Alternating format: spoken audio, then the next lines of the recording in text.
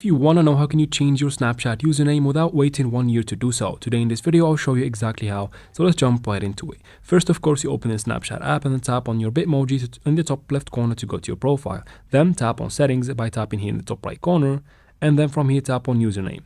You usually change your username from here, but if you see this problem that you have to wait 1 year to change your username, let me show you how you can fix it. Go back to settings and scroll all the way down, then scroll up slowly until you find I need help right there. Go ahead and tap on it.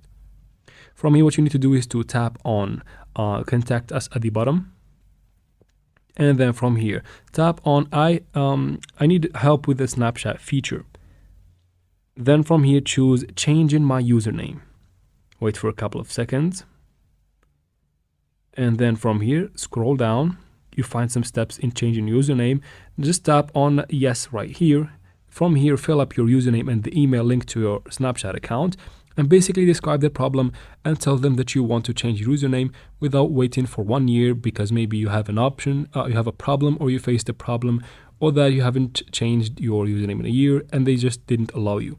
And that is it for this video, guys. Please like and comment down below. Don't forget to subscribe for future videos like this one, and thank you very much for watching. See you in the next one.